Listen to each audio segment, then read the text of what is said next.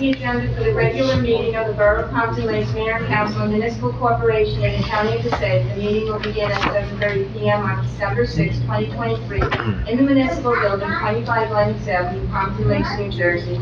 Consistent with the New Jersey Open Public Meetings Act, the meeting will be open for public comments and shall be in accordance with the terms and conditions of the borough's municipal code and bylaws.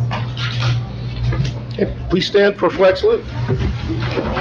I pledge allegiance To the flag of the United States of America and to the republic for which it stands, one nation, under God, indivisible, with liberty and justice for all. Can we have a moment of silence for our friend and Councilman Billy Begg, which we'll talk more about in a minute, but please.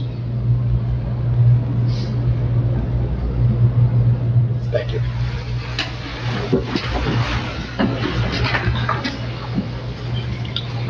In conformance with the Open Public Meeting Law, Public Law 1975, Chapter 231, adequate notice of this meeting setting forth the time, date, place, and purpose of this regular meeting through notice posted on the bulletin board in the municipal building, mailed to all requested and paid for same, and published in the Suburban Trends. Roll call, please. Mayor Sarah. Here. Council President Polidori. Here. Councilman Cruz. Here. Councilman Deline. Here. Councilwoman Penn. Here. Councilman Bennett. Here. With us this evening is our Borough Attorney Scott Carlson, our Borough Administrator Michael Corrella. Okay, thank you. Before we get to all the awards and things, I'd just like to say a little bit about our friend Billy Begg, William Begg. He was a councilman here in town.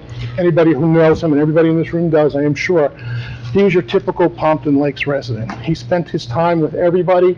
He always had a nice word to say about everybody. You would run into him in the Cardinal. He'd have a conversation with you about anything from the sky to the floor, but it was always about the town. His heart was built into this town.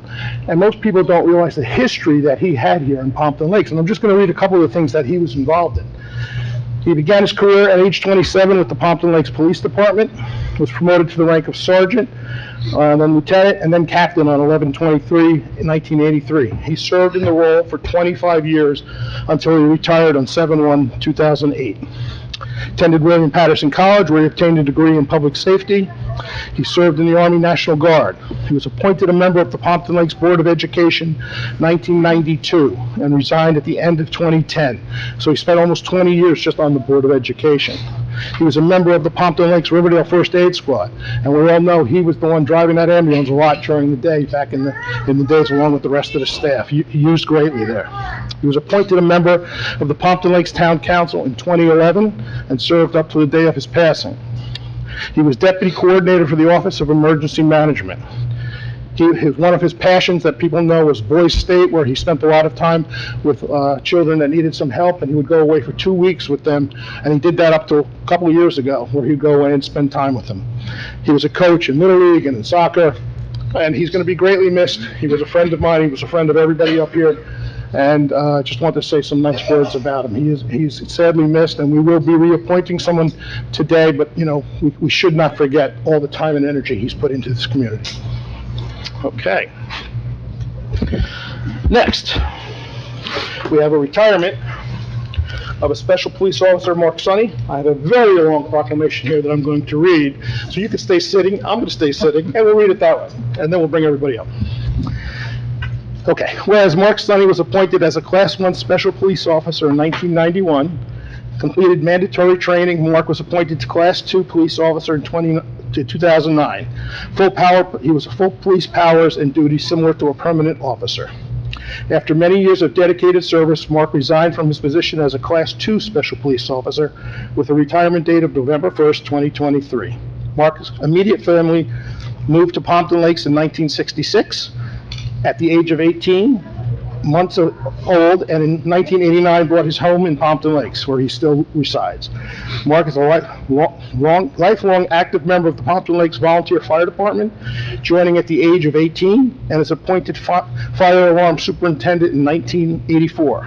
Mark has held numerous titles: lieutenant, commander, 52 ladder, lieutenant first, and captain, company 54, rescue, and president of the association.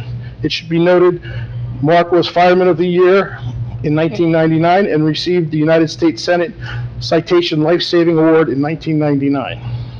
Mark became a member of the Pompton Lakes Riverdale First Aid January of 1987, and served as crew chief, assistant chief, EMT, and CPR instructor, and currently as the chief right now. Mark served as a part-time police dispatcher from 1989 through 1991, and became a member of the dive team, emergency response team in 1990 through 2000. Mark has exhibited dedication, professionalism, leadership, and provided quality service to this borough of Pompton Lakes as a Class II Special Police Officer. The Mayor and Council of the Borough of Pompton Lakes would like to acknowledge Mark's continued commitment to the Borough of Pompton Lakes. Now therefore, I, Michael Serra, Mayor of the Borough of Pompton Lakes, do hereby congratulate Mark Sonny as he retires from his position as Class II Special Police Officer. I wish you continued health and happiness, and declare December 6, 2023 as Mark Sonny Day in the Borough of Pompton Lakes.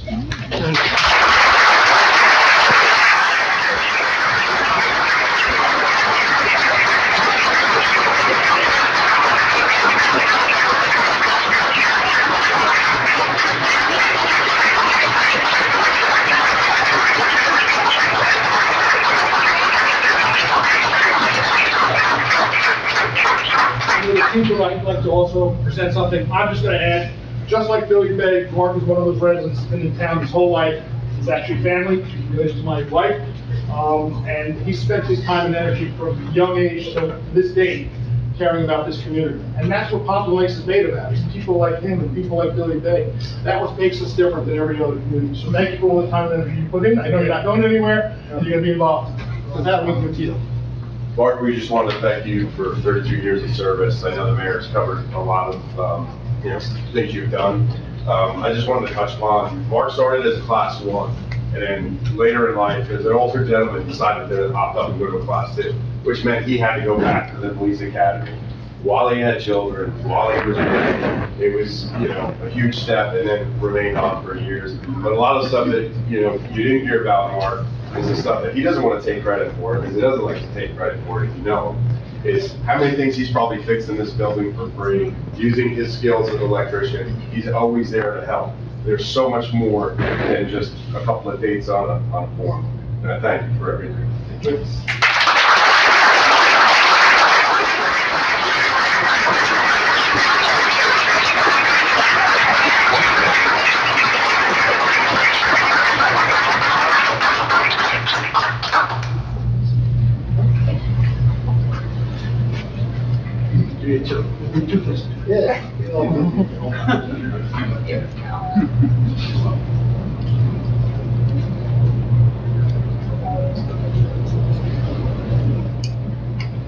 You have his family go up? I'm just gonna get one more. Okay,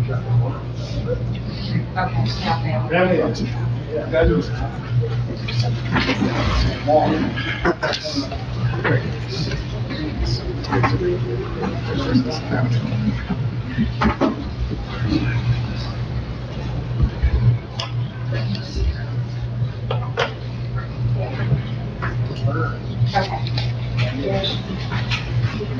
Thank you, guys.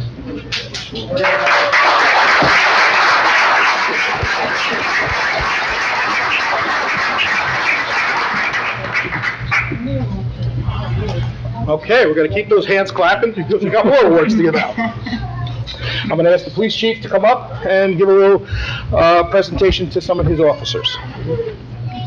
Let me call everybody up. Sergeant Zimmerman, Patrolman Gerger, Patrolman LaGreco, and Dispatcher Jones. For some of you that might not know, last January, we had a house explosion. You might have seen it on TV. It was put out there. This is the unit that has to deal with that. In law enforcement, a lot of times we have this saying, whether you consider it a joke or not, we don't get paid for what we do, we get paid for what we might have to do. And that day came for them last January. I'm sure none of you expected that when you went to work that day. But good police work happened that day. Sergeant Zimmerman was driving on patrol late at night.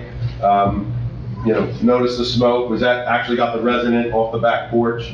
Officers responded, they did everything they can, they even went above and beyond, and once the firemen that were in the building happened, they took the time and took that extra step to hook up the 5-inch line, so that when the responding firemen came, they could go and do that. Couldn't be more proud of what they did. I'm glad everybody was safe, that was the most important thing. But they really just did a fantastic job. So Sergeant Zimmerman, I'm going to present you with the Life Saving Award.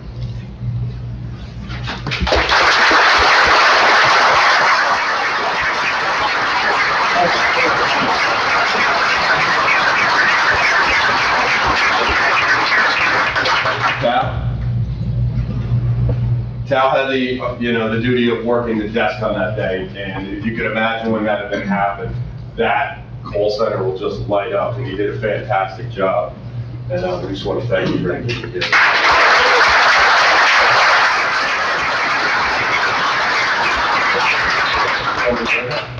We've got a unit citation. Thank you.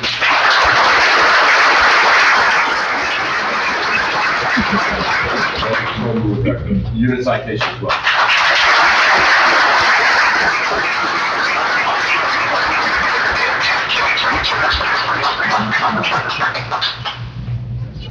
And if I could just add, I'm not shy to say we have one of the best police departments and fire departments in the community and in the town, okay?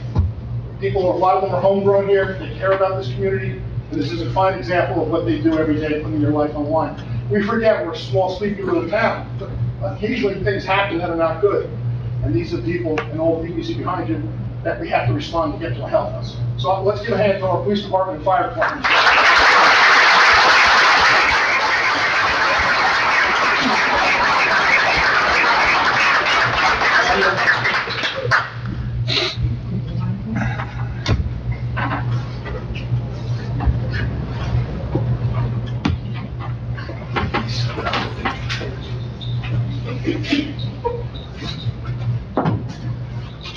Thanks, man. Thanks, Chief.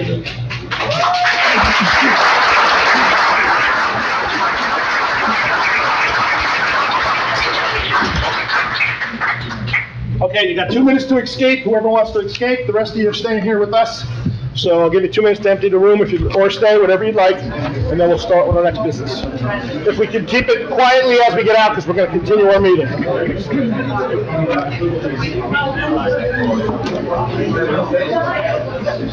Congratulations, Mark.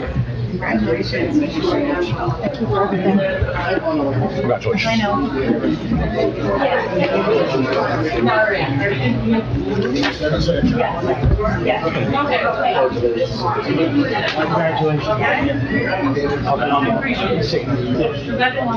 Thank you. Just give it 1 minute until everybody gets out. Thank you.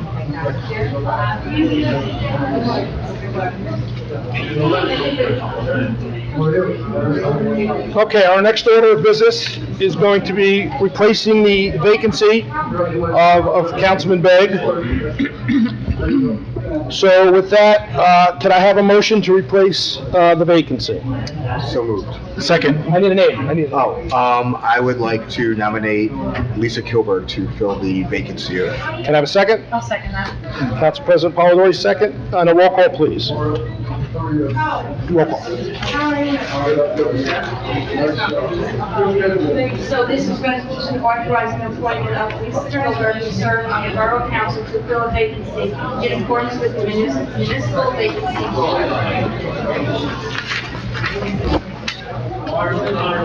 Councilman Devine. Yes. Councilman Buchanan. Yes. Councilman Polidori. Yes. Councilman Bennett. Yes. Councilman Cruz. Yes. Congratulations, Ms. Kilberg. Please step forward.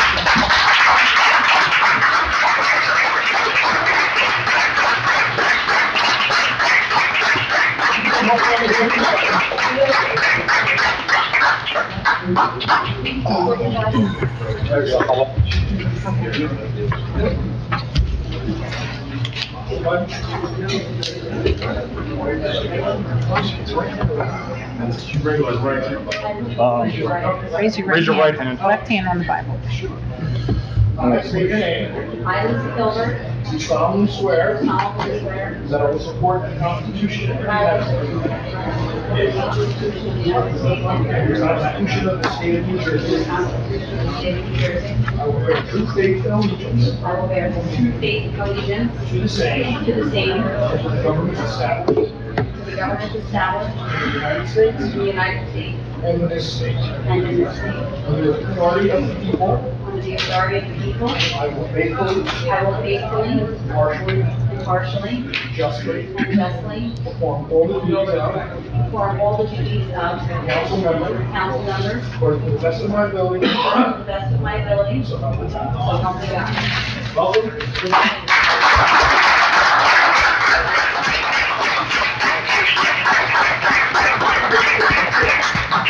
Welcome. Take a seat. Go right to work. Now you guys are gonna have to make space. We haven't had space in the wall. I used to be able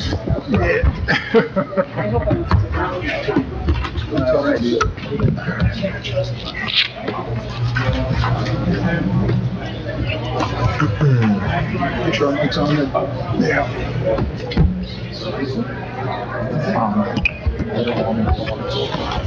Okay, if you want, it's up to you. I would just like to thank the mayor and council for their vote of confidence and supporting me, and I will do the best I can for the town of Pompton Lakes. Thank you. Thank you all.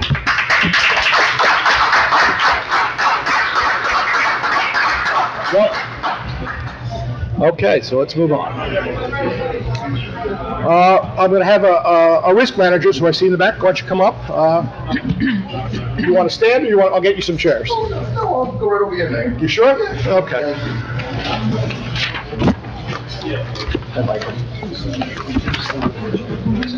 I think. Okay. Thank you. Thank you. What Matt is handing out is from today's safety committee meeting. We had a meeting here, so those are copies of the agenda. Thank you. Thank you. First of all, congratulations, Councilwoman. You get to hear a boring insurance presentation in the first order of business. I'm glad you said that. I'll make this brief. Actually, Matt, you have an extra packet. Give me the Councilwoman. Yes. We got a few extras. This was given out last week at the request of the mayor and council. So hopefully everybody has the packet. So first of all, good evening, Mayor, members of the council, Councilor, Michael, Liz. My name is Ezio Altamura from the Otterstedt Insurance Agency. I have Randy May and Matt Nagaro with me as well. We are your newly appointed, as the governing body appointed us for 2023 risk managers to the Borough of Pompton Lakes. I felt it was important that after the year of what we have done for the borough and working with your administrative staff, that it was good to come here before you just to do a brief summary of the insurance coverages that the Borough of Pompton Lakes has through the Joint Insurance Fund, the Morris County Municipal Joint Insurance Fund, some of the projects that we've taken upon ourselves and what we've done to date, so you have an understanding of what we have. So if you have that packet that was distributed last week that I brought and dropped off with Michael, and again, I'm going to go through this quickly, 5 minutes, but if you have any questions, please feel free to ask and stop me if I'm going too quick for you. Can I pause you there for just 1 second, Mayor? Do we want to close the door? Can we at least let them close know? the door, but Can you please let them know? Because I want to make sure that we hear it for what it's worth. Close it just for, I would like to hear the presentation. I'm going to speak loud, Councilman, I'm going to speak loud. We'll control the as you can. On the right side of the packet, if you can just look at that right side, it has our letterhead there. So, and first of all, our condolences for the passing of Councilman Begg. I remember him when we came in January, so our condolences. He seemed to be truly a Pompton Lakes individual who really cared for the community, and that's important, as you said, Mayor. So first of all, the first page is really just a synopsis of some of the things we do as your risk manager. So again, thank you for the appointment for 2023. We are your representatives of the JIF. Really, the first section is basically who we are and what we do on page 1. Recently, you had a holiday event on December the 2nd. You had your bid through a community program. We do things like get your paperwork approved for your bouncy houses, your mechanical devices. We work with Liz and with Michael. Those are the things that we do as your risk managers. Anything insurance, indemnification, transfer of risk, exposures to risk, those are the things we take care of. And we work in conjunction with your legal counsel and of course your administrative staff. So page 1, if you turn the page to page 2, this is just the resumes of our public officials team. That's myself is the first one, is Ezio. Page 3 shows Randy with us. And by the way, Otterstedt is a large brokerage firm with 8 offices throughout the state of New Jersey, incorporated over 103 years ago. I'm one of the partners, so is Randy. He works in our Alamucci office. I own the Teaneck office with my partners. But we're a large brokerage firm. We risk manage over 35 public entities throughout the state of New Jersey. So these are the resumes. There's Randy, there's Joe, there's Matt, my partner, and then on page 4, there's Matt Jr., who works with me as my assistant in our public entity business. Page 5 is the Morris County Municipal Joint Insurance Fund 2023 Risk Management Plan. This is a snapshot of the insurance coverages provided through the Joint Insurance Fund, not the only insurance you carry, but certainly through the JIF, which is a pool of 43 members in Morris, Passaic, and the various counties here. And it's part of the umbrella arm of the MEL, the Municipal Excess Liability Joint Insurance Fund. I've been involved with them since 1998.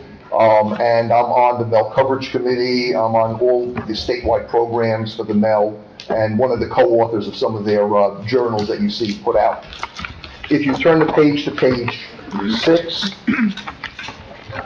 these are the coverages offered, and you can see it says insurance coverage. So it's worker compensation, which is work-related injuries, liability, public officials and employment practices liability.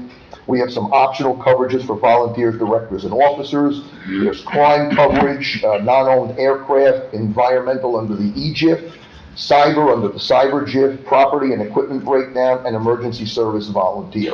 So that's a synopsis of the coverages offered through the Joint Insurance Fund. The next few pages are the details, which I'm going to skip. You can always look at this, and my card is in here if you have any questions.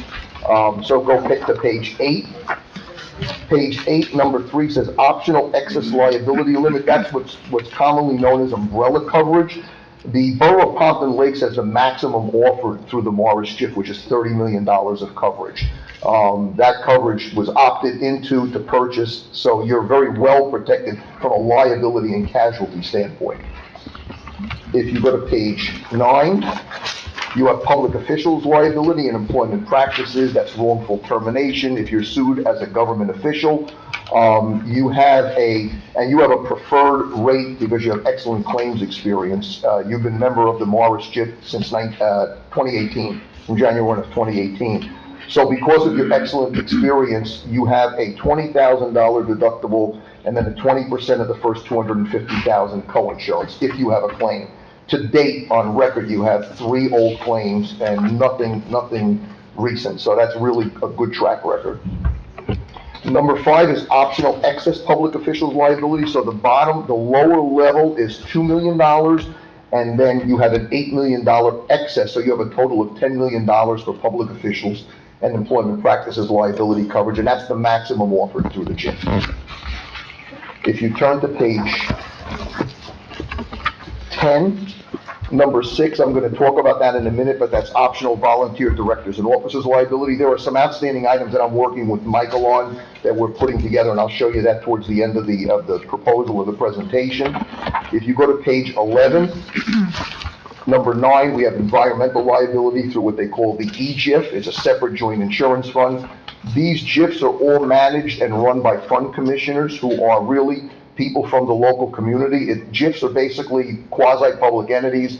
It's a pooling of risk of municipalities and other kinds of public entities, but in our case, it's all municipalities. And the MEL is run by fund commissioners from different JIFs throughout the state of New Jersey. The MEL and the JIF is the largest in the state of New Jersey. We have over 600 public entities insured in New Jersey through our JIF-MEL system.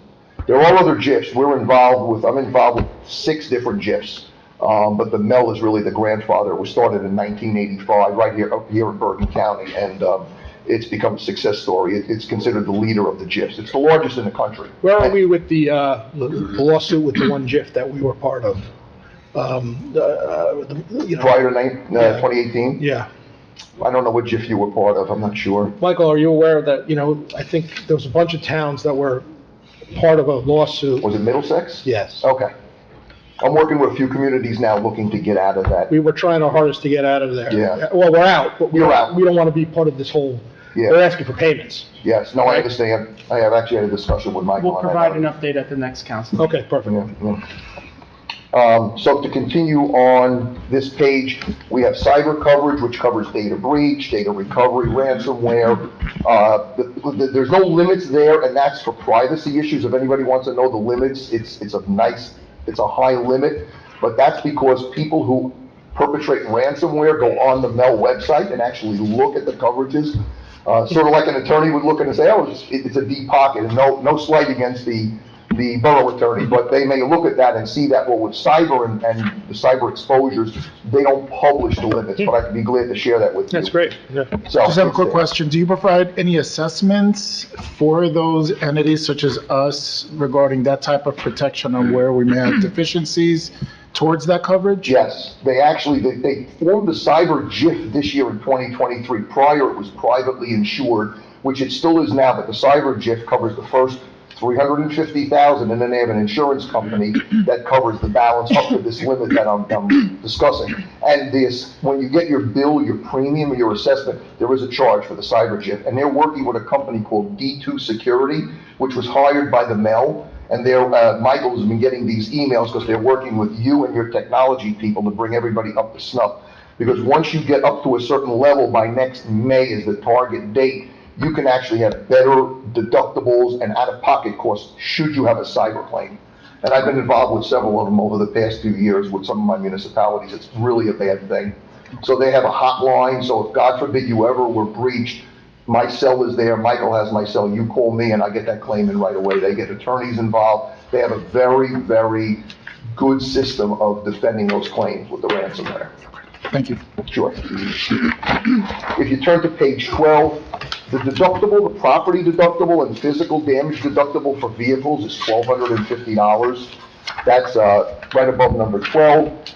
This GIF provides emergency service volunteer auto physical damage. So if a first responder is in their own vehicle responding to a fire and they have an accident, they'll give you up to $2,500 towards their deductible. If they have no collision, they'll give you up to $2,500 towards the cost of the repair of their vehicle. That's something that's unique, and it's only in certain joint insurance funds. If you go to page 13, I felt it was important just to give you a sense of where the insurance industry is. And again, these are just some bullet points. Nothing that you haven't read in the paper. Property rates are going up tremendously. We're in what we consider in our profession a hard market, and it's the worst market we've been in since I've gotten involved in 1989 when I was licensed. It's the worst market across the country. Property rates are being driven by the floods that we have because the rates are all driven across the country. Liability, we have social inflation. New Jersey is one of the most litigious states, so we have a lot of lawsuits involved. The borough has Title 59 protections under statute. However, people sue and they can collect for negligence under many cases. Worker compensation, we just got through a period of COVID where many claims were paid. Yes, Can you just explain Title 59 real quick? Title 59 has different various protections. So Title 59, and Counselor can explain maybe better than me, but Title 59 are protections under statute that the borough has for like weather immunity, scarce resources. So someone can't sue you because you were notified to pave a street if you don't have the money to do it. But if it's on the record and you have a plan to do it, there's protections if they sue you with a trip and fall. Weather immunities, people want to sue because a stop sign got knocked down in a weather storm and they expect you to repair it by the next day. It can't be done. So there are a lot of immunities and protections. Otherwise, public entities would be a target all day long for everything and anything that's frivolous. So the statute is very extensive under Title 59. Okay. And it's really good protection for our public entities. Thank you. There's worker compensation, cyber, everybody knows what's going on with cyber. Just the interest in general of the insurers to write public entities is really becoming difficult. The underwriter who sits on the coverage committee with me for the Mel, his name is Ted Cooney, has been to Lloyd's of London and London to the markets twice this year already. He's flown there and back to negotiate really good rates for our property insurance through Zurich. Their markets are really superior and really better than the United States market. So they go there to negotiate the best rates on behalf of the 600 members of the GIF. So again, they do their due diligence to get the best insurance. But it is what it is this year. It's been 2 years now where we used to enjoy less than 2% increases over the years in dividends with the caps that we all face as a governing body, and now the increases are sometimes between 5 and 15%. We're seeing that a lot for the past 2 years, and these are some of the driving factors.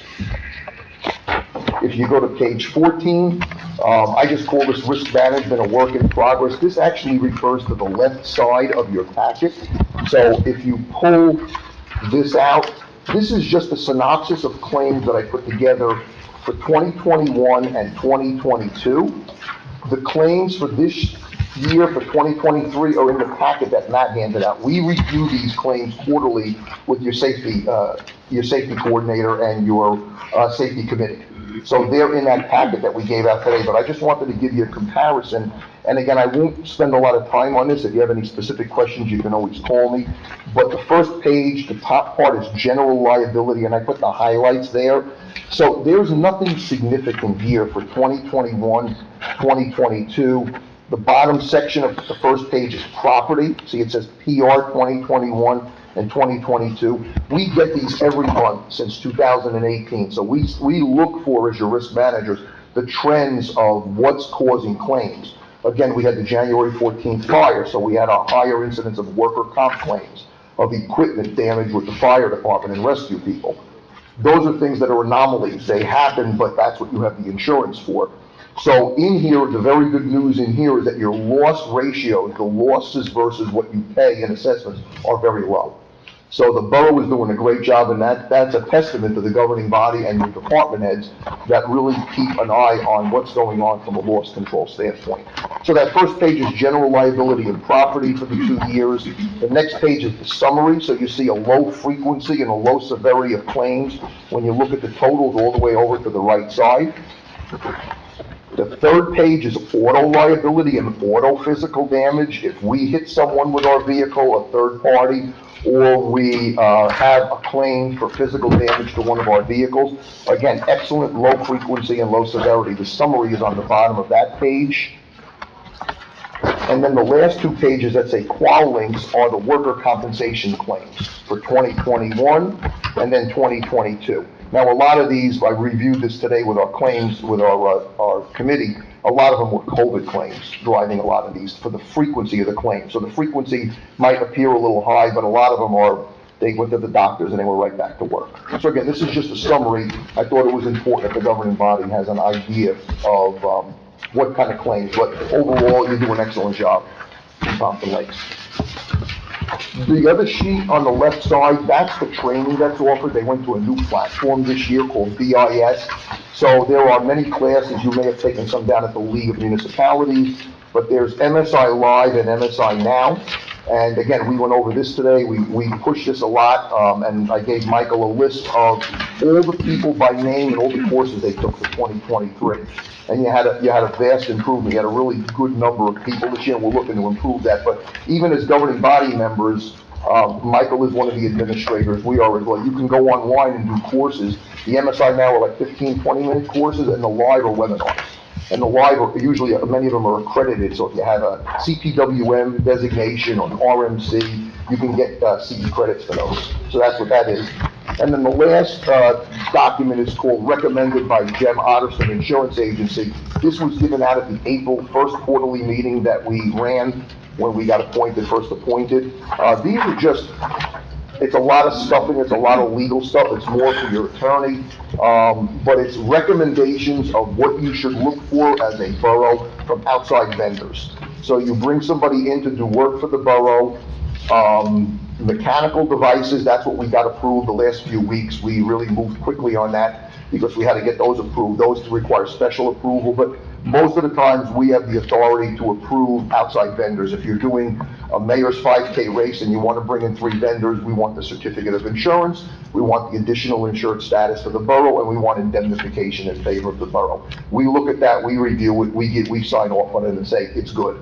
But when it comes to mechanical devices and bouncy houses, it's got to go to a MEL underwriter for approval down in Camden. And that's what we worked for the last few weeks. You had a couple of events going on in town.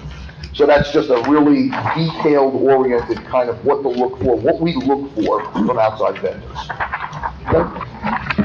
Going back to the right side on page 14, and in fact, I put it in there about, when outside vendors and contractors, professionals are engaged to make sure you get their insurance certificate. When we were appointed in January and we sent our RMC agreement to the borough clerk, it included our certificate of insurance for all our coverages, our indemnification, hold harmless, signed by me, and it included our malpractice insurance. That's what I expect from all your professionals. We give it to you, we expect the same thing. It's to protect the borough. And then page 15, if you turn the page, it just says risk management services. This is just in a chronological order, some of the things we did. Councilwoman Kent, actually, in the middle of the winter, in February, on February 3rd, came along with us, but once you appointed us, we hit the ground running and went out with Dan O'Rourke, your public works superintendent, and spent about 5 hours on February 3rd cataloging all your properties, your locations, measuring them, making sure we've got them all, then we bring them back to our office, put them in a CoreLogic program, and come up with cost estimates of building replacement costs. Once we updated everything with your administrator's approval and with the GIF's approval, we uploaded all that information. So now all your locations are properly insured and cataloged on their, what they call their origami online system. So we do that as a matter of service to our clients when we first get appointed. And I don't know if that's ever been done before. Very few risk managers, if any, do that. But Councilwoman Kent came with us and saw what we do. We have measuring devices, cameras. We do the whole ball of wax to make sure everything is covered. And there's many reasons for that. You want to have properties listed on there should you have a claim. We don't want to have any problems because there's a lot of coverages that extend from scheduled locations. It's not just about putting it on there, it's about scheduling. You forgot to mention how freezing cold that day was. It was really cold. It was freezing. So we managed. We Out of the car, managed. the trucks. We managed. This morning, we had our fourth quarter safety meeting. I mentioned that on page 15. There's a gentleman by the name of Mike Thompson. He works for J. Montgomery Loss Control. He usually comes to our meetings at least once or twice a year. He's your loss control rep, and Michael knows him. So if you ever have a concern about something like a dog park that you want inspected, I can bring him in to do a safety inspection. We're the insurance experts, he's the loss control and safety expert, and he's on here as well. And this year, so far, with the safety incentive program, where you can earn money towards safety, there was no points earned prior in 2022. This year, because of Michael's due diligence and Liz's due diligence, you're at 63 points already. So by the end of this year, all the paperwork that's filed, all the items in the 7 sections are done, you could get safety award monies next year at their safety awards breakfast or luncheon. Okay? And then page 16 is just some of the things I'm still working on. We're still working in transition with Michael. We put together the bonds for Michael as your new employee, so we got the statutory bonds covered. We're looking at accident medical insurance for your recreation program, your directors and officers coverage. Looking at that, we're finishing up the employment practices. Your attorney is going to sign off on that by the end of the year, so you maintain your preferred status. We have all your high hazard flood zones zoned and quoted, so we're working on that with Michael, and some accident and disability and group policies. Michael's working with my partner, Joe.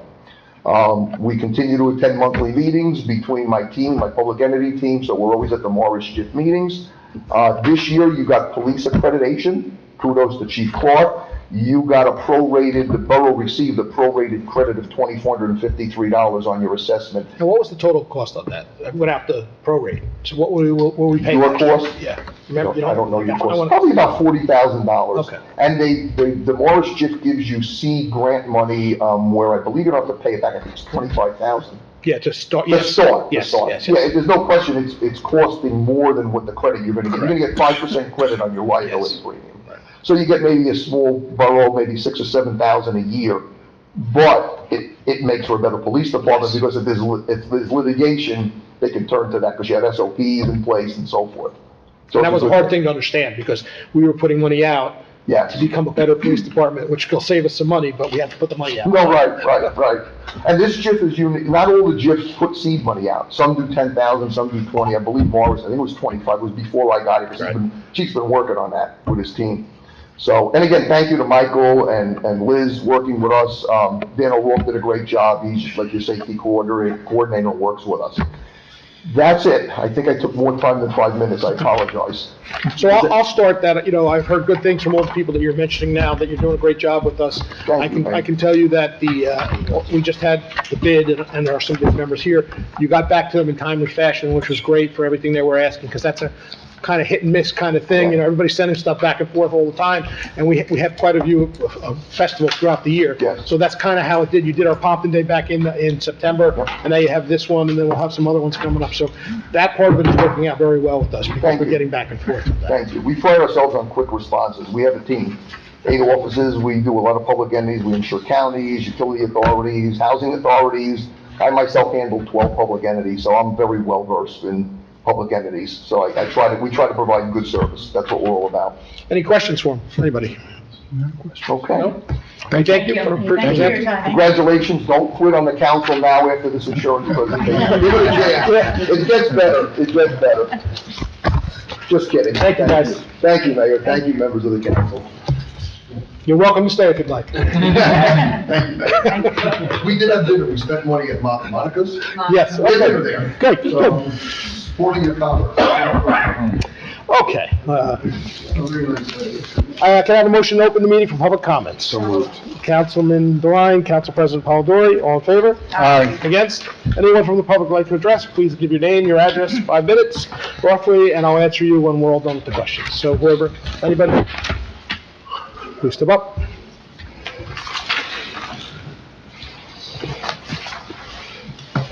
Mike Smolin, 25 West Lennox. Congratulations. Thank you. 2 things of questions. Is there any progress on the discussion on Dawes Highway Bridge regarding the flooding?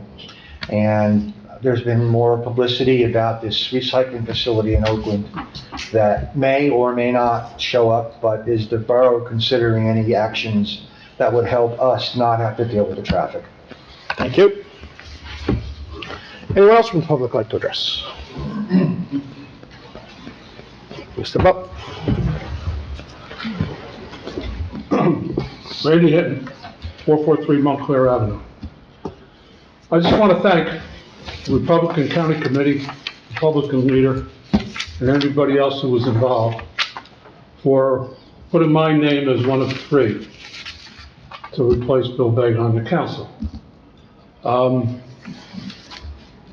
It turned out that I came up 5 votes short. So I want to thank Lisa, I want to congratulate Lisa, and I want to wish her the best in her new position. Thank you. Thank you. Thank you. Anyone else from the public like to address, please step up. I'm sure I would have gotten in trouble if I didn't come up here and say congratulations. Name and address, name and address. Name and address, Dennis Cover, 158 Mountainside Drive. Congratulations, Lisa, I know you're doing a very good job up there, and I want to thank the mayor and the council for giving her this chance. Thank you. Anyone else from the public like to address? Seeing no one, can I have a motion to close the public session? So moved. Second. Councilman Devine, Councilman Cruz, all in favor? Aye. Aye. Against, okay. Dawes Highway Bridge, yes, we had a meeting about it, probably 2 weeks ago, Michael? And, they're listening a little bit. They are paying a little bit of attention to our expert, Joe Scupian. They are gonna do some more research on it, and, the argument is a back and forth argument. I was gonna talk about it in my report a little bit, in that, there's certain things they can do and certain things they can't do. At least they're not saying no. That's a good start. And they're gonna listen to the presentation that Joe has presented to them in modeling and see if it works within their engineerings. We're gonna have another meeting at some point with their engineers when they digest what Mr. Scupian has brought to their attention, so I'll keep you posted on that. On the quarry, we've already passed a resolution not supporting the building of that, in public last meeting. The traffic concern, I'm not sure if that half of the road is county or the other half. You remember which half of Colfax is? That part is borough-owned. Borough-owned. If push came to shove, I guess we could maybe talk about putting some restrictions on the size of trucks on Colfax Avenue, but that's something we could talk about in the future. Randy, I guess you were 5 votes short, I'm sorry about that. And Dennis, thank you for the nice words. Okay. Approval of minutes, motion to approve the following minutes. Regular meeting minutes, November 8th, 2023, closed session meeting minutes, November 8th. Need a motion? Second. Second. I didn't hear down there. Who was that? Councilman Venon, Councilman Cruz, all in favor? Aye. Against? Present. Present, we got one present. I think there's a number of presents. Yeah, you should be present, actually, yeah, present. That's the new word for abstain. It's just. So I'm sorry, Councilman Deline. Well, obviously, does she have to say it for each one? Because she wasn't here for any of the other ones. Does she have to say it? Oh, I'm sorry. No, she doesn't, she shouldn't do it. Just, present's fine. Present, okay. Okay, Councilman Deline, do you want to- DeWine, yes. That's correct, I was not at the meeting. Bills and claims as listed below, can I have a motion? So moved. Councilman DeWine, who was that down there? Council President Polidori, all in favor? Aye. Against? Present, yes, one present. You can authorize these. Oh, okay. Now, moving forward, you can do this because it's here, but you should probably just, Yeah. because you haven't really had a chance to look at it. Consent agenda, does anybody need anything removed or discussed on the consent agenda? Can we remove resolution 23-259, What number is that? number 26? 26. Okay. Anybody else? Okay, Liz. Whereas the mayor and council of Borough of Pompton Lake has reviewed the consent agenda consisting of various proposed resolutions, whereas the mayor and council of Borough of Pompton Lake does desire to remove resolutions for individual action from that agenda. Now therefore be it resolved that the following resolutions on the consent agenda are hereby approved. Resolution 23-233 through 260, and we're going to remove 23-259. Okay, can I have a motion? So moved. Councilman Second. DeWine, Councilman Cruz, all in favor? Aye. Against? I didn't hear you. It was Councilman DeWine, Councilman Cruz. And, all in favor? Aye. You could abstain if you want to abstain. I'll abstain. Okay. Okay, let's talk about, number 26, resolution 23-259. Authorizing change order number 1 for Lincoln Avenue Phase 1 improvements project. Concerns, questions? Well, the only thing is, I just wanted the public to hear, to understand what the change order was for and how it's well, I don't want to say mitigated, but it's basically being covered. And I just wanted to give our administrator. Yeah, that's a good point.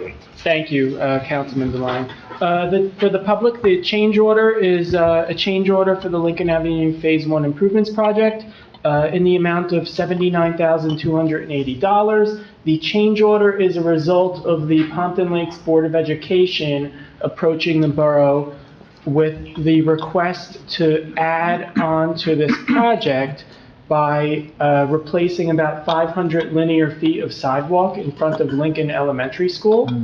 The borough went out and got a quote from the contractor that is performing the improvements, and again, it came to $79,000, and it's important for the public to know that the Board of Ed is paying for the additional change order in full. So the Correct. Board of Ed is fronting the funds for the improvements, and it will be a good upgrade for all of our students that attend that school. And residents, using that street. And the reason it was brought to our attention, it was brought to us late, and they saw us doing all the work there, and the superintendent reached out and said, is this possible to add this to it? We'll pay for it, of course, because they were gonna go out to bid themselves on the exact same job. And it would cost them more money if they did it separately when we had somebody working there. So Michael was able to work it out and worked it out with their business administrator, so it's a win-win for everybody. Okay, resolution 23, any other questions about that resolution? No, okay. I have a motion to approve resolution 23-259. Motion. Second. Councilman, who's that? Venon, and who was down there? Councilman Cruz. All in favor? Aye. Against? Okay, second readings? Ordinances have been advertised. Ordinance 23-32, an ordinance of the Borough of Pompton Lakes amending Chapter 139 of the Borough's Code by adding a new subsection 139-6 entitled Privately Owned Salt Storage. Okay, motion to open the meeting for public comments on ordinance 23-32. Before we open that, we'll open it first. Have a motion? Motion. Council President Polidori? Second. Second, anybody second? Second? Councilwoman Kent, all in favor? Aye. Against? This is just, we're gonna work out an arrangement on county property to have a temporary salt dome there, because they're taking down the salt dome that they're placing right now. So that's what this is about. Does anybody from the public have any questions about just this ordinance 23-32? Please step up. Randy, hit 443 Montclair Avenue. What happened to the salt storage shed that was there? It's part Why of, was it torn down? no, it's part of the project of the senior housing, the vet and senior housing, so that all is coming down. So the county took it down because they're gonna start remediating the property and fixing the property ready to go. I worked out, after speaking with them, I said, guys, and it's not coming back, they weren't gonna put a salt dome back. So I asked them, guys, you need to bring salt up to the north counties, West Milford area. We need the salt there stored, maybe we can keep a smaller salt dome there. And after some negotiation, they decided to do that. That will be rebuilt when they finish the project. Right now, we need a temporary salt dome to keep our salt for this winter coming up right now. So why couldn't they just kept the same salt shed there for a few months longer? That would be the county's It wouldn't decision. cost the taxpayers of Pompton Lakes to build another one. They're building it for it, the county's building it. Oh, for the us. county's It's gonna be a temporary structure, it's not a The major county's structure. paying for it or we're paying for it? Mike, the county's putting it together, right? Yes, and I would just like to add a point of clarification. This ordinance is regarding temporary outdoor storage of de-icing materials. It's not in specific to the county yard. Okay. It's actually a requirement of our Tier A stormwater permit from the Department of Environmental Okay. Protection. So it's a requirement in order to get us renewed for next year. The salt storage shed would fall under this criteria, Yeah. so. Okay. So this is not a salt storage shed for the salt spreaders in the wintertime? This is for bagged salt, or is this for the trucks? This is for the trucks. Oh, it is for the trucks, as what the other salt storage shed was also. So there was a meeting today that I did not attend, but Michael did, and it was, they talked about, they're gonna build a small structure there out of stone, out of the block stone, and then we're gonna cover it with some type of coverage, plastic coverage of some type, to get us through this winter, so we don't have to go down to the county site, which is where they're gonna keep the salt, which is the old Nike base. Behind Gary's on Right. 23. And so it makes it easier for us, it makes it easier for the county when they have to go north. When they finish the project that they're building, that the county's building, there will be a smaller salt shed there. Not that big dome though. They're looking at a square building, I think. It was just a shame that we had it there, and it got torn down. That's the We county. could have used it.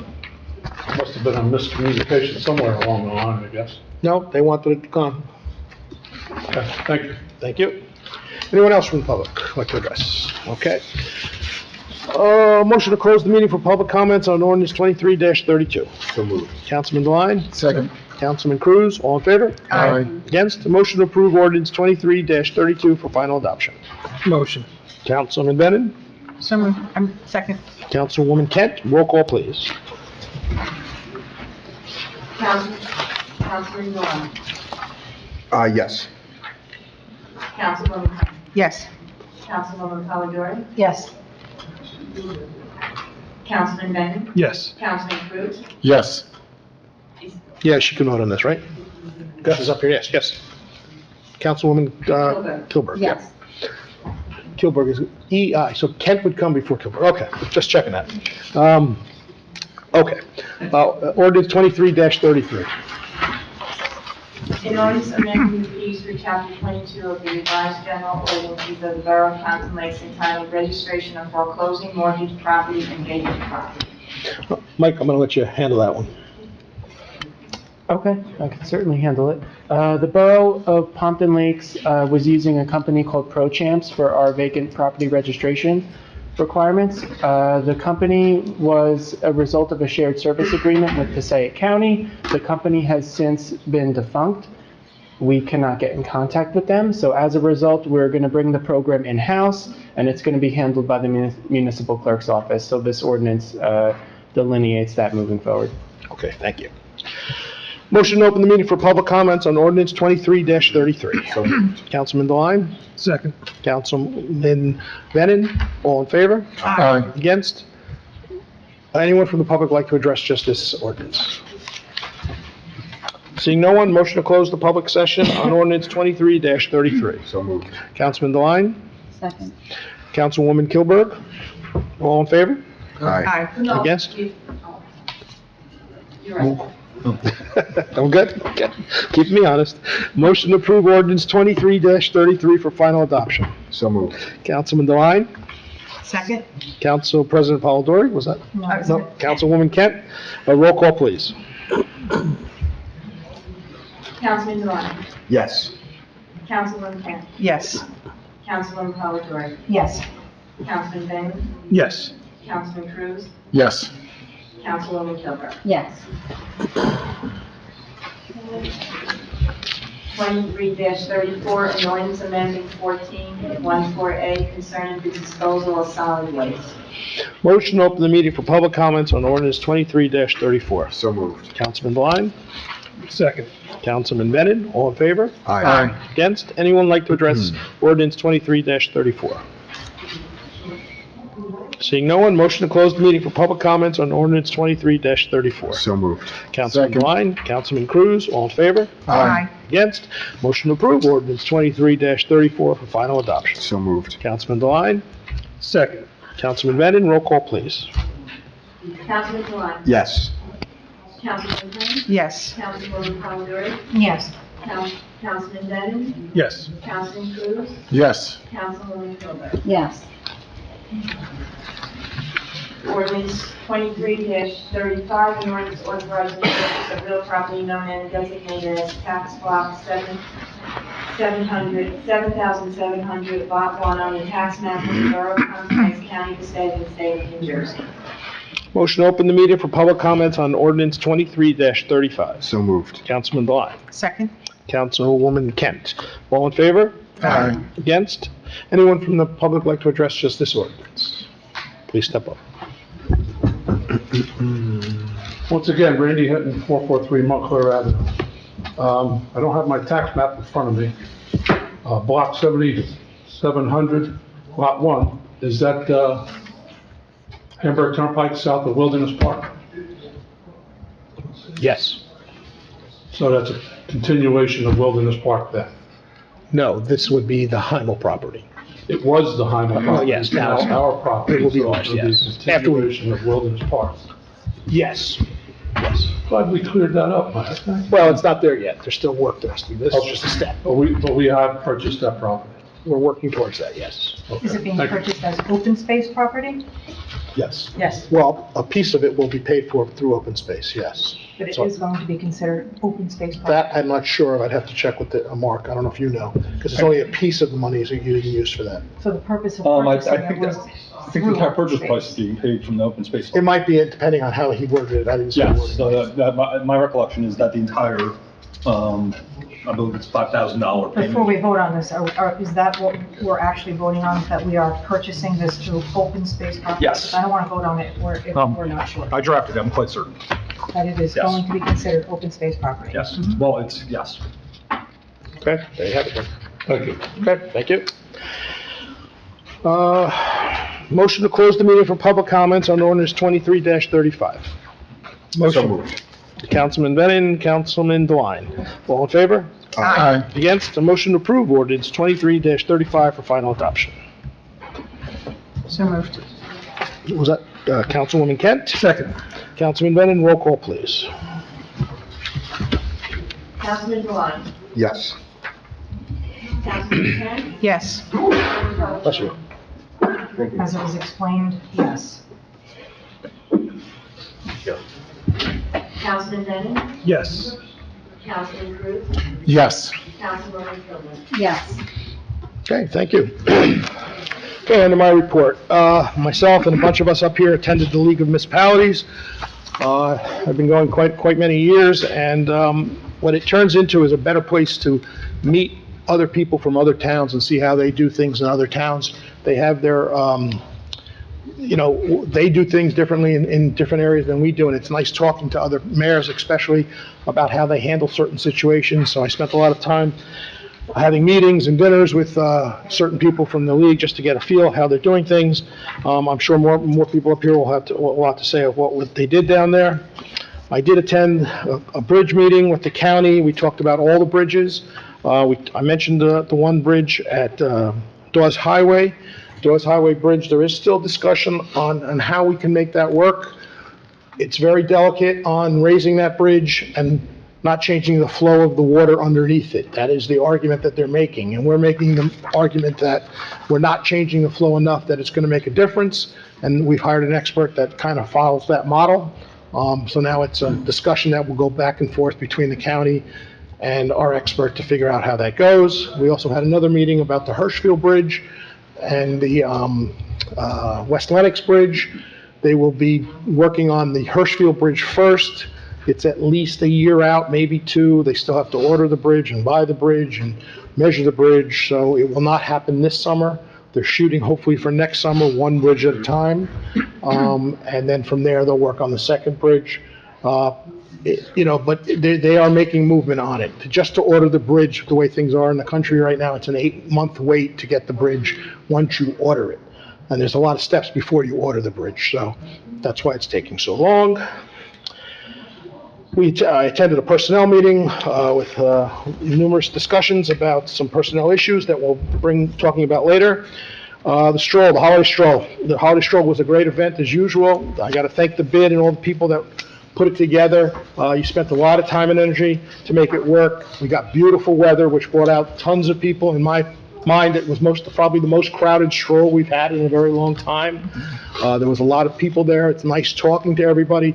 And remember, this all started years ago because the bid felt it was a way to get people into the shops and stores, and it accomplished that. The restaurants were all packed. If you went into any of them to try to eat, you had to wait to get in. Even some of the stores that were open were selling merchandise. I ran into our own Councilman DeLine and one of them purchasing some materials in one of the stores. So that was the idea of it put together, along with the holiday lighting. The new tree looks great. It lit well. It's a good size, and it's only going to get bigger from here. So that was a very big improvement over there. Altogether, it's a lot of hands involved to make that work, and I thank everybody that put the time and energy to make that work. We do have our Hanukkah menorah lighting tomorrow at 7 p.m. at the menorah outside. All are welcome. We will have a closed session today for personnel. There's a bunch of things we'll talk about with that. What else do I have? We have the Toys for Tots this Saturday and the Breakfast with Santa, which I'm sure Recreation will mention. Maria, do you know if there's open seating still? Yes, there is. There is. Okay. So Both you're sessions. going to talk about that? Yeah. Remember, this is the only council meeting for the month of December, so our next meeting will be our reorg meeting on January, is it 2nd, Liz? 3rd? 3rd? Yes, January 5th. And then the following Wednesday, we will also have another council meeting, the 10th, which will be our normal council meeting, so keep that in mind. And that is my report. Council President Polidori. Thank you. First, I just want to reiterate the condolences to the family of Bill Begg, and, he's been a member of our community and served this community for a very long time. It is a loss. He will be missed, and we appreciate everything he did for us. I want to congratulate Lisa on her appointment to the council. I had the privilege of actually campaigning with Lisa earlier this year, so I've gotten to know her quite well, both personally and professionally. I find her to be a woman of impeccable values, and I know she will do a remarkable job of making the decisions that she believes are best for the community. So I thank her for the huge commitment that she is about to undertake. Welcome to the party. I also attended the League of Municipalities. It is an amazing event every year, an opportunity to network with folks from all other towns. I actually had the opportunity to network with quite a few people and have some follow-up meetings scheduled with some vendors and professionals in other towns to further discuss some initiatives that I'd like to see brought to our town, so more to come on that. I attended the open space meeting. I would like to take a minute to thank our borough administrator. By far one of the most productive open space meetings we have had this year. Michael came prepared, spoke about all of the open and upcoming projects, maps. It was that was really great. I just want to tell you, we all left that meeting. It was a productive use of time, so thank you for everything that you did to prepare for that. One of the things we talked about was a little bit of going back and forth about some improvements to the dog park, which is something we've been going back and forth with for a few years. As you know, we had some funds that we were able to utilize a couple years ago to make some upgrades. There was some issues as to whether or not some of the folks on open space thought that that was productive use of funds. Not everyone has a dog, not everyone uses the dog park. I had brought something to the attention of our borough administrator earlier in the year that I had seen in another dog park where they actually offer sponsorships to local businesses, where you have the ability to pay for a sponsorship sign in the dog park at an annual rate, and they are able to make continuous upgrades and improvements to the dog park by way of sponsorship dollars and not through use of borough funds and open space dollars. So it is something that Michael has now taken the incentive to do some research behind the scenes on, has provided me with some billing procedures and formats that other towns have adopted that already use this. So it's something we're going to continue to explore. I, for one, would buy an annual sponsorship to the dog park. I think it's a great idea. I appreciate your willingness to look into that. So I look forward to working with you on that. Two other things kind of spiraled out of that conversation as far as sponsorships. A resident had brought to my attention that we have a sign welcoming folks into the community, welcome to Pompton Lakes, where Pompton is actually spelled wrong. The signs are outdated, and we had talked about the possibility of having the signs modernized, upgraded, and also paid for by use of sponsorships. They are currently paid for by sponsors that are either no longer in business in town or have become very outdated. So if we could revitalize that, upgrade the welcome to town signs and spell Pompton correctly, that would be great. And again, continuing the veteran sign, the banners for heroes along Wanacue Ave for Memorial Day to Labor Day. It seems like it's going back and forth quite a bit on how we're going to handle this and facilitate it. I know we've made some headway. We are hoping to be able to launch it this year. Again, another suggestion by our borough administrator, which we'll continue to look into to see if it is a viable option, is a company that we can outsource that actually will implement the program, which we're going to look into. They come in, they streamline it, they actually take care of selling the sponsorships, taking care of the banners. So if that is a cost-effective option and we can offset the cost that it would cost to bring them in by way of selling the banners, hopefully we can get that done so that they're up and hung for the summer season through the Memorial Day to Labor Day holiday. Holiday stroll was amazing. Thank you to everyone involved. We had just about everything from snow to s'mores to fire pits to ice skating rinks to mechanical bulls. I think I saw happy faces everywhere. Another fabulous night, and the weather was perfect. I also attended the Personnel and Finance meeting, more to be discussed on that. One of the things that I would like to talk about to hopefully bring forward to this day is for beginning of 2024 is something that I've spoken to a few of you up here, and I have spent some time speaking with our borough administrator on. It is common practice in a lot of our surrounding towns. I was brought up here to fill a vacated seat in 2018, served my first full term in 2019. From then until now, we have had, including myself, 3 other new council members, 3 different borough attorneys, one which has switched firms twice, and 3 different borough administrators in my time up here. That's a lot of moving parts. What happens when you have that is that there's a bit of disconnect between the sharing of information and the ability for us to discuss that openly and transparently. As you know, we cannot have conversations with groups of 3 or more of us without being in public.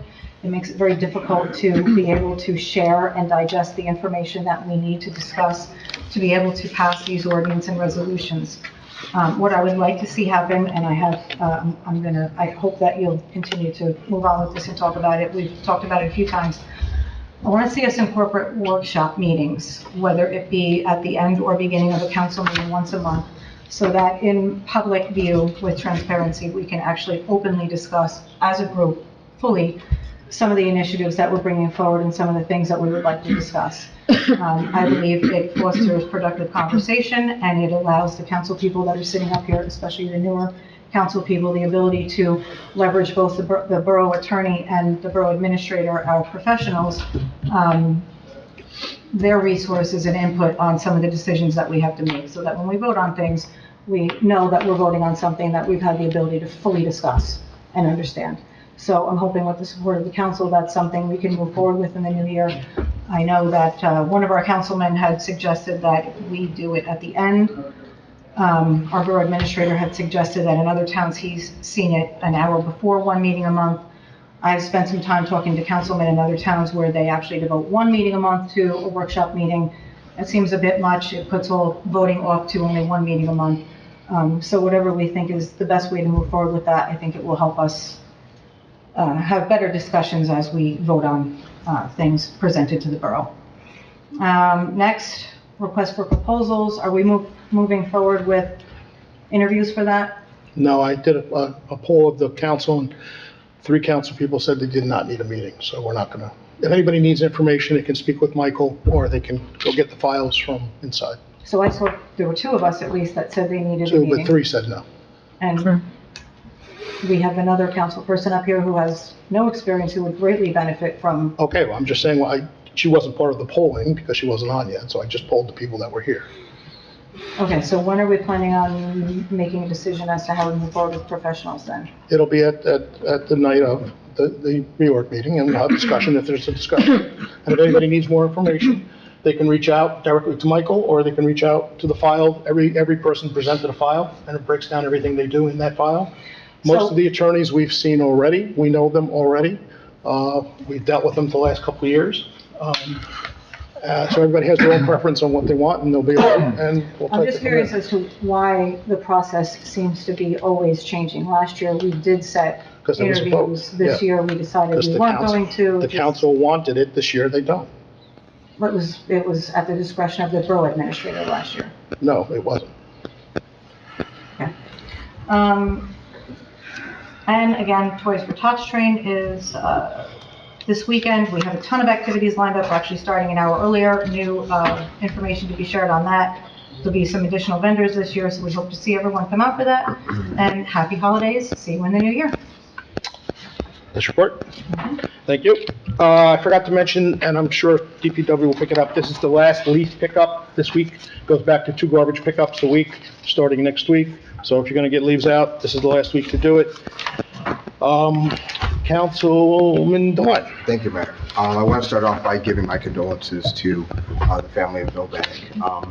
I had the privilege of serving with Bill since 2016, and, you know, I don't think I could add much more than you did, Mayor, when you talked about him, but one of the things that mattered to me as, you know, as a new councilman at that point and learning alongside him as a colleague on the dais was, one, the knowledge that Bill had to share.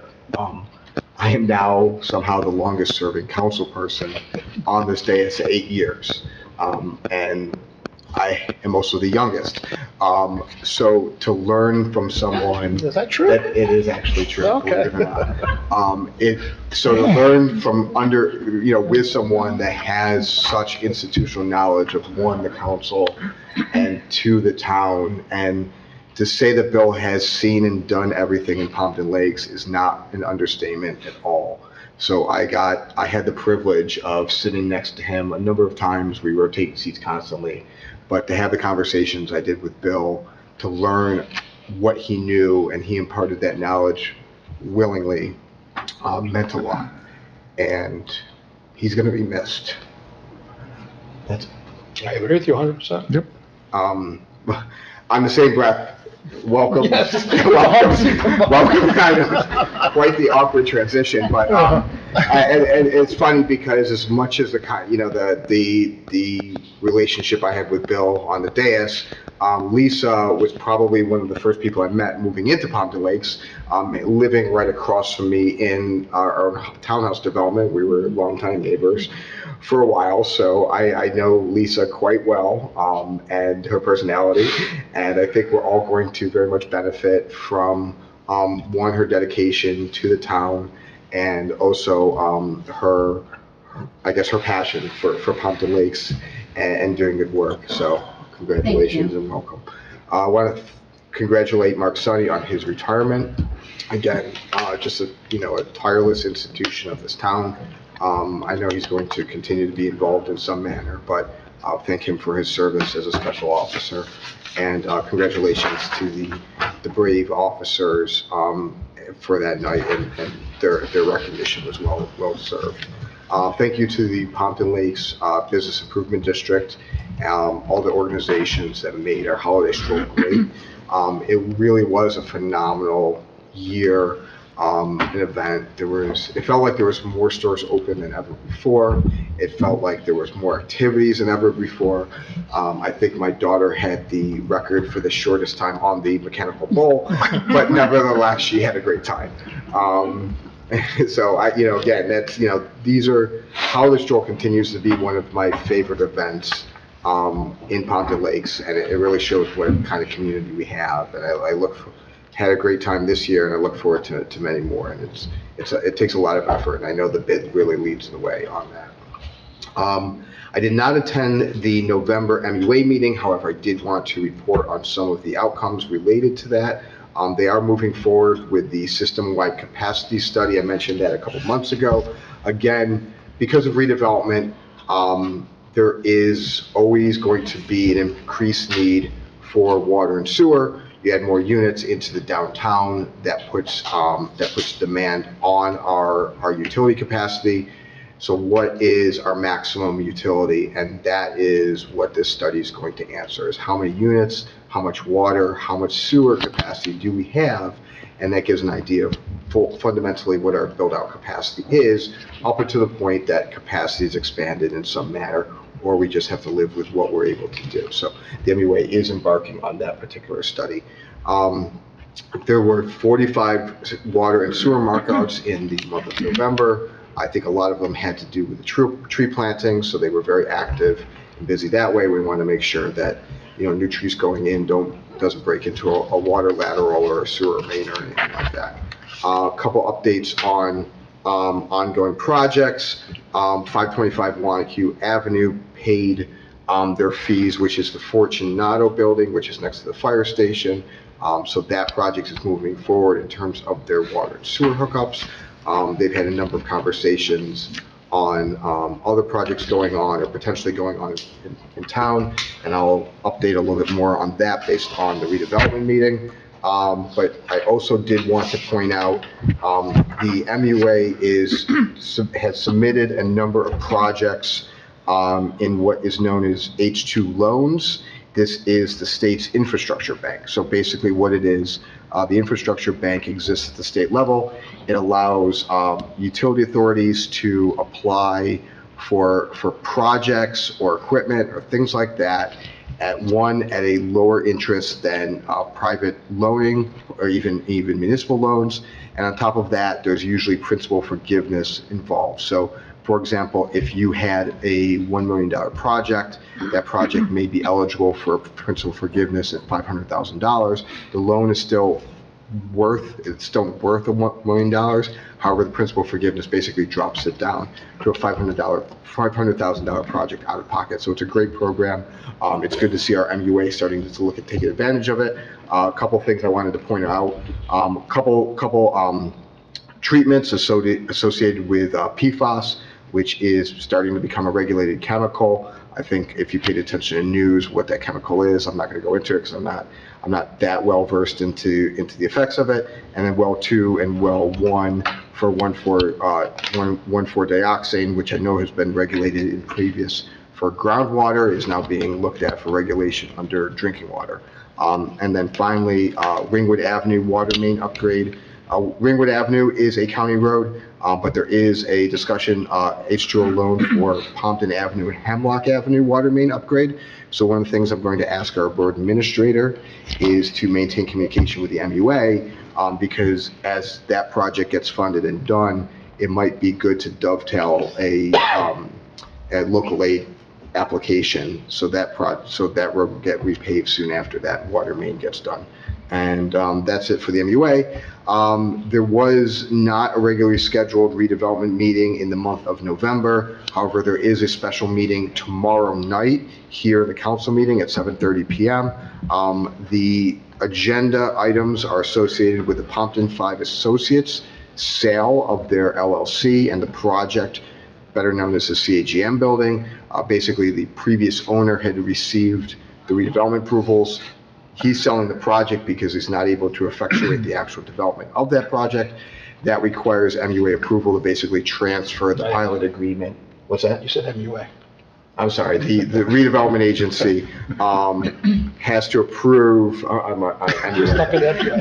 okay. The redevelopment agency has to approve the transfer of the sale of the LLC, and the continuation of the pilot, basically to this new, entity for the development of this project. Again, the good news is, at least as far as I see it, he presented his qualifications at the October redevelopment meeting. He does have actual experience with redevelopment projects, mostly in the city of Patterson and Passaic. However, that's still a tough area to develop.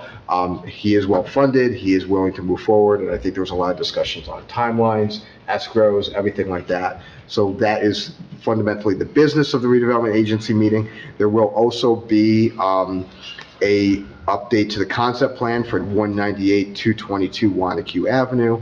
I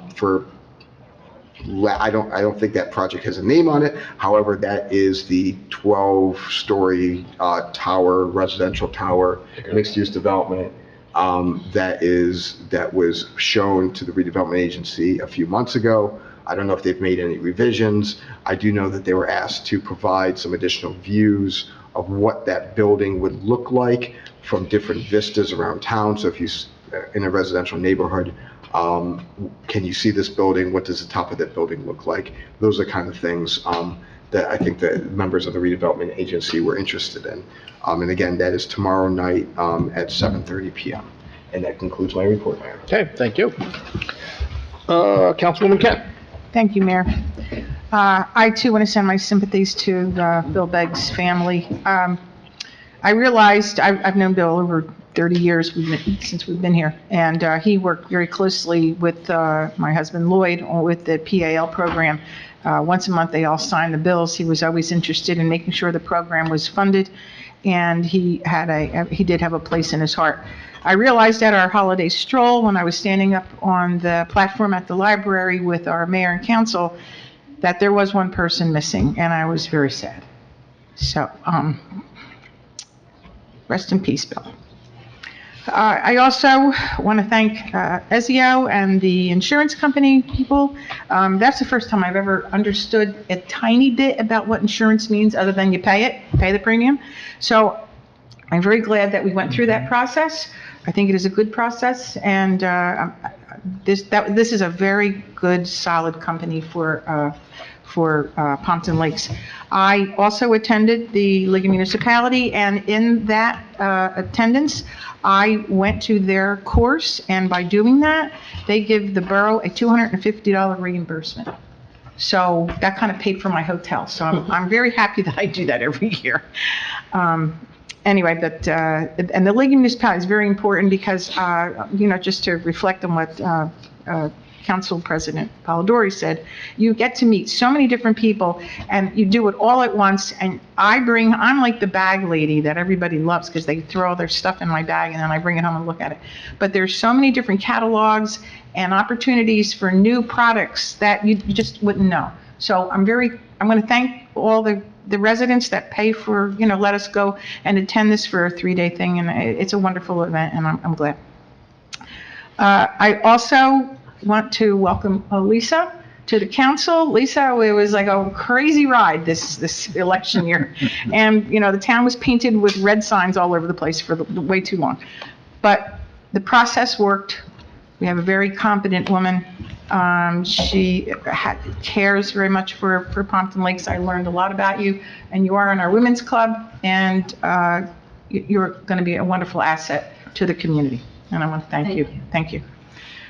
Okay. The recreation meeting, I'm sorry. First, I want to say, I also, too, went to the holiday stroll, and a very special thank you to the Recreation Commission, to the bid members, to the Department of Public Works, to our fire department, our police department, the Pompton Lakes High School Band, and the choir for participating in the holiday stroll. Wanacue Avenue, in my opinion, was transformed into Santa's North Pole. It was complete with sleigh, winter ice sculpting, delicious hot chocolate, coffee, chocolate chip cookies, And honestly, that night is going to have a long time memory for so many kids, for so many teenagers and grandparents, and having a winter wonderland along with a beautiful lighted tree that and Santa's sleigh that was brought by our fire department through town. I was informed by my granddaughter that that was the real Santa because she could tell by his mouth. And so I want you to know he was real. And special thank you to Randy Hinton and the Shade Tree Commission as Servo Landscaping and Nursery, because to replace that tree at the very end of October was really a feat of magic. And Mike Corelli, you did a great job with organizing all the funding and everything with that. And that tree is beautiful, and it should grow into a beautiful tree for many, many years to come, which is, in that respect, is better than the Rockefeller tree, because it's a live, living thing that's going to be with us for a long time, and I'm sure of that. Okay, recreation updates. I know, Mike, this is where we want to talk. Okay, so if you want to have a seat with Santa, there are still 2 seatings at 8:30 and 10:30, and you can sign up on Capture Point, or you could call the town 839-4167 to get your tickets. They will not let you in at the door, so don't show up without your tickets, okay? The Toys for Tots train is on December 9th at 12, I have. 12? We're going to start, I think we did the same thing last year too, because we have additional vendors. Okay, 12. so 12, okay, rather than 1. But the train is going to arrive at 1:05 and it will leave at 1:50. You can bring new unwrapped gifts to the train, or you could drop off toys at any of the toy boxes at Lennox School, Lincoln School, Lakeside School, Home Field Advantage, Frank's Pizza, Cardinal Cafe, R&M Hardware, Pompton Lakes Library, Thatcher's, Wendy's, and the Coalition bid office on Wanacue Ave. The recreation folks, in addition to Jennifer's group, will be picking up the toys from the stores on Friday, December 8th, and they will get them to the train on Saturday. There is a box in the hallway here at Town Hall, the letters to the Santa mailbox, and please put your letters in before December 15th, and Santa will write back. We've been guaranteed. The teen dance will be held on Monday, December 18th at 7 o'clock. At that event, we have the Ugly Sweater Contest. There will be prizes awarded. Music and drinks and snacks are provided as part of the $5 cost to get in. And the bid is also providing, I believe, $100 worth of bid bucks for the prizes. So we thank the bid very much for the generosity. Mayor mentioned the lighting at the Pompton Lakes Library at 7 o'clock tomorrow. And the Pompton Lakes Explorers, which are the special need adults, are having a lunch with Santa on Sunday, December 10th at the Pompton Lakes Elks at 2 p.m. Our director, Karen Murphy, wanted me to thank a special person on our commission, Tony DeFrancesco, for planting the new flowers at the Pompton Lakes Library sign. She takes care of that. She does a great job, and we want to thank her this year for many years of doing that job. And the Pompton Lake Recreation bids everyone a very happy holiday. Okay. There is one commissioner opening on the recreation. So if anybody is interested, they could either contact Karen Murphy, Mayor Sarah, or myself. Updates on the DPW. Please make sure you always check your calendars if you're not sure, but it is the last leaf pickup. So then we go back to two garbage collections a week. And please, if you have any basketball hoops near the street on the curb, you have to remove them because the plows will hit them, and then that will be a problem, and you will be probably given a ticket. I did attend the Shade Tree Commission meeting, and I believe there is one alternate available. So if anybody has a passion for trees in town, they could either come to see Maddie Denty, who is the secretary, or you can come and see me. I also attended the Thanksgiving teen dance. There were 65 middle schoolers. They enjoyed the dance and the refreshments. And I have to call out the Pompton Lakes High School Zonta Club. These folks have done a tremendous job. They come out and they do whatever we ask them to do with, refreshments or serving, and then they get credits towards going to college. So that's a very nice program that we work with the Board of Ed with very nicely. I also attended the Pompton Lakes Environmental Protection Committee and the Open Space Committee for upcoming projects. And I attended a personnel meeting, and we also attended the Board of Health meeting the other day. Just so you know, our Passaic County Environmental Health Officer are going around to all the restaurants and making sure that they're clean and that they meet the food handler's requirement. If they don't, they're being summoned, and then they'll get a fine if they don't comply. But so far, we're in pretty good shape. And that is my report. Thank you. Just to follow up on the DPW, just reminding everybody, during a snow emergency, so if it's snowing, your car has to be removed off the street for 24 hours. You will get ticketed if your car is there. So you have to move it, you have to find a place to put it. We're a very lenient town when it comes to parking on the street. Most towns don't allow any parking during the winter months. We allow it as long as there's no snow coming down. If snow is coming down, you do have to remove your car from the street. Councilman Bennett. Thank you, Mayor. I also want to offer my condolences to Captain Baig's family. He will be missed. The Historic Commission meeting, we had a couple guests. Donna Weatherwalks came and did a quick presentation about her Uncle Edward. He was part of the U.S. Army and volunteered during the yellow fever experiments, who was run by a Dr. Walter Reed in the 1900s. For that, he was awarded the Congressional Gold Medal for his participation.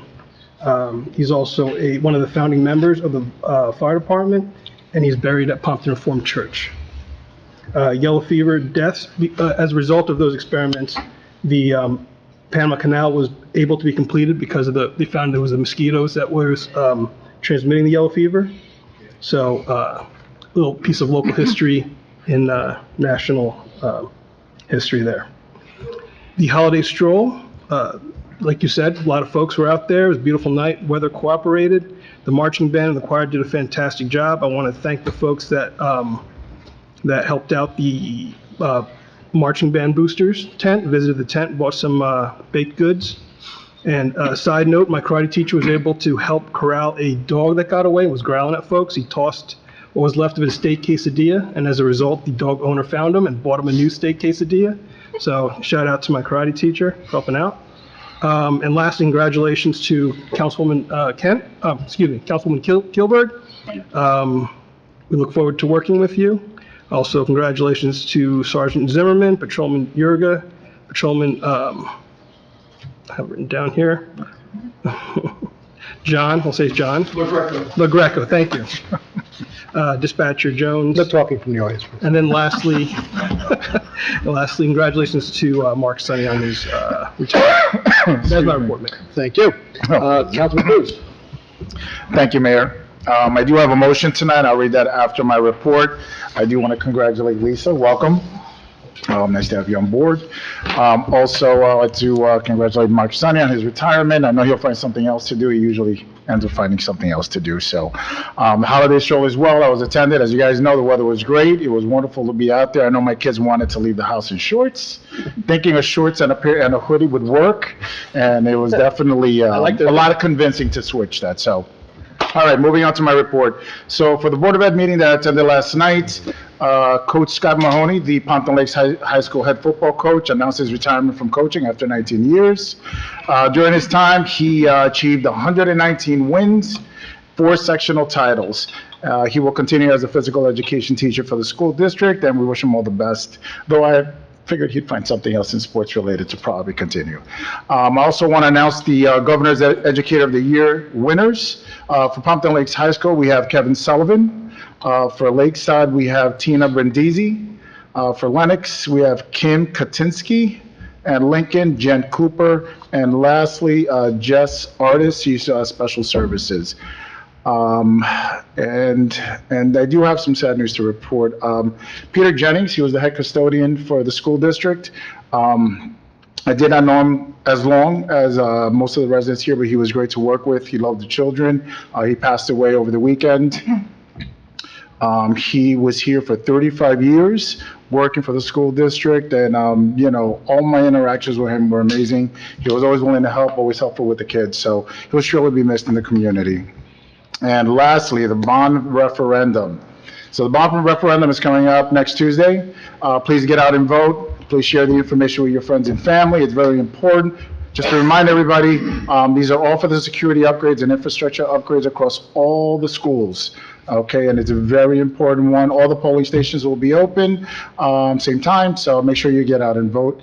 And I will move on now to my... Can I just add something, Bob? Yes. Just with you said, there are some questions. You vote where you would normally vote on election day. Yes. That's where you vote. Yes. So whatever place you're voting on election day is where you vote for the That is correct. referendum. So there is some confusion that everybody thinks you have to go to the school to vote. No. You don't. You have to go vote at your voting registration spot. Thank you, Mayor. All righty. All right, so motion to approve the request of Councilwoman Polidori to close Lakeside Avenue from the intersection of Lakeside Avenue, Wanacue Avenue through to Lakeside and Colfax Avenue between the hours of 11 a.m. to 2 p.m. on Saturday, December 9, 2023 for the annual Toys for Tots train. Police, first aid, and fire departments have been notified. Can I have a second? Second. Councilman, well, she raised her hand. I'm gonna go with her. Council President Polidori. Raise my hand. Did say it. Council President Polidori. All in favor? Aye. Against. Our newly elected Councilwoman Kilburg, you have the floor if you'd like to say anything. I would just like to give my condolences to Bill Baig's family. He was a wonderful man. Any chance he got, he would talk my ear off. And actually, he loved to talk to my husband. Loved to talk to my husband about police work. He was a wonderful man. Yeah. And the holiday stroll was amazing. It was a great night. I walked up and down that street. I think I clocked like 15,000 steps. So it was nice. I'm sure Dennis was Thank happy. you. That's nice. You can't keep up. Thank you. That's it? Yes. Thank you. Professional report, do you have any report for you? I have nothing. Okay. Mike, Administrator's report. Thank you, Mayor. A few items to report. The second pickleball court at Hirschfield Park will be striped in the next 2 I've been weeks, fighting for them for which is years. good news. So I think the residents will be looking forward to that. I attended a meeting with Al Evangelista to go over some fire department roof repairs that are needed. So we will call in an expert to take care of that. The Borough of Pompton Lakes was awarded a 2023 Open Space Trust Fund grant for Hirschfield Park Improvements Project Phase 2 in the amount of $105,000. This will consist of the replacement of the playground equipment in the park. The Borough Council awarded a contract to James P. Cotillo tonight for the Hirschfield Park Phase 1 Improvements Project, which will consist of structural engineering designs for the replacement and renovations of the storage shed within Hirschfield Park. That project is expected to be completed hopefully by late next year. And lastly, the Borough Council authorized a contract tonight to AquaClear LLC. This company annually treats all of our lakes for harmful algae bloom. So we are glad to have them back for the new year.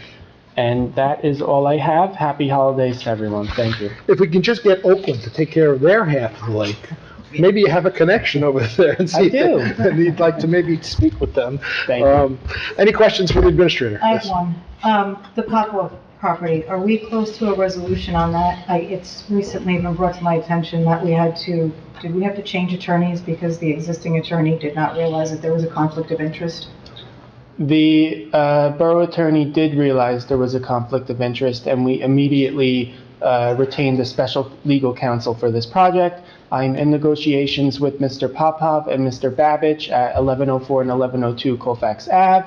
They are preparing quotes for remedial action on their properties, and in the meantime, I have obtained a quote from a contractor to repair the drainage pipe in question. We will be proceeding with that as soon as we have the quotes in hand from the residents.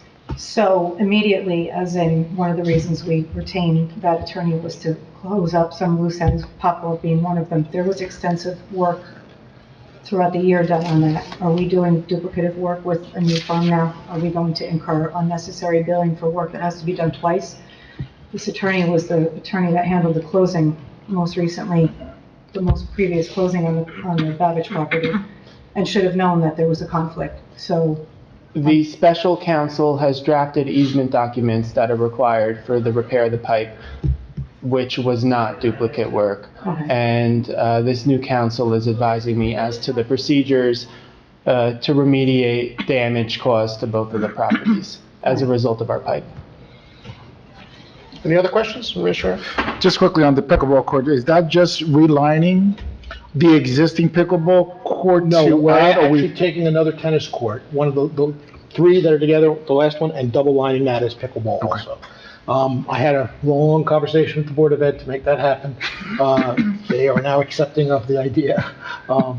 And, you know, as we all know, it's a popular sport right now, and a lot of people are playing, so it has been asked to do. Any other questions for the Administrator? No? Okay. Where are we? Okay, motion to open the meeting for public comment. So moved. Council President Polidori, Councilman Devine, all in favor? Aye. Against? Anyone from the public like to address? Please step up.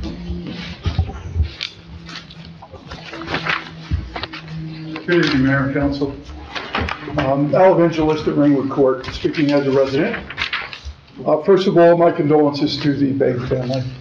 As a young special officer, I rode with Bill Begg when he was a patrolman on patrol, and it was a very enlightening experience. And as you know, he was the deputy coordinator for OEM for many years, and every time it would rain and it threatened flooding, he would call me up and we'd end up riding endlessly around for hours prior to all this new NOAA telecommunications, and we would go around checking rain gauges in neighborhoods. So I spent a lot of time with that man, and he, as you know, he was an absolute pleasure to be with. I could speak about any topic, and always fun to be with. So my condolences to him. My congratulations to you, Councilwoman Kalberg. Good luck. You're a welcome addition. And I want to congratulate this young man right here sitting to my right. He's been an absolute pleasure to work with since he's come on board with Pompton Lakes. Very professional, very efficient, and I appreciate that. Thank you. Okay, so thank you, Michael. The Colfax Avenue route, talking about history. I grew up on that street when it was a truck route. Both directions prior to the truck route.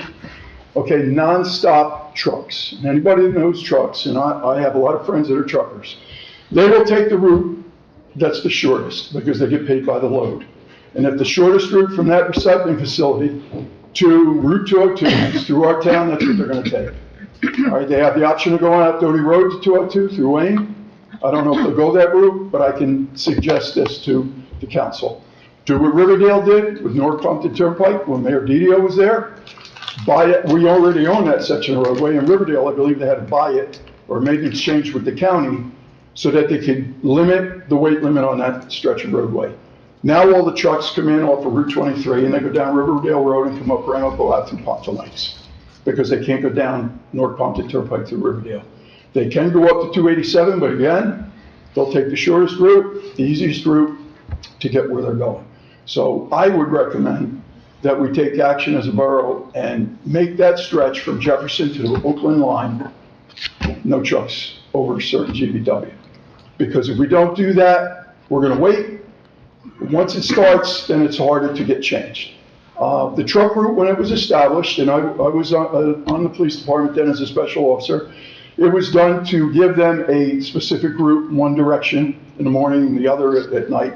And if you know, you may not even realize this, but on Colfax Avenue, on one side, there's no parking in the morning, and on the other side, there's no parking in the afternoon. The reason for that was when people parked on both sides, the street is not wide enough to facilitate the movement of traffic in between. There were a lot of accidents back then, so what they did, no parking in one direction. People don't even realize it. It's not really enforced anymore because now it's a nice residential street, and the residents do enjoy parking out there. When I grew up, they couldn't park up there. Your car would have been wiped out. And I remember waiting across the street at rush hour especially, trying to get across that stretch because of the volume of traffic. Once 287 came in, it turned into a very quiet street. So Unlike the dam, when the floodgates went in, and we went to flood board meeting with the Corps of Engineers over and over again, me and John Murrin, who was mayor at the time, very few residents showed up until after the gates were installed and operating, and then there was, all hell broke loose, okay? I posted something on Facebook today, I said, don't be asleep at the switch as residents, okay? Know what's gonna happen? It's a recycling facility, it's right next to a railroad, because of the opportunity to bring in trash, not only by truck, but by railroad, and that can turn into something that's gonna be unmanageable and worse than what we deal with the quarry on Ringwood Avenue.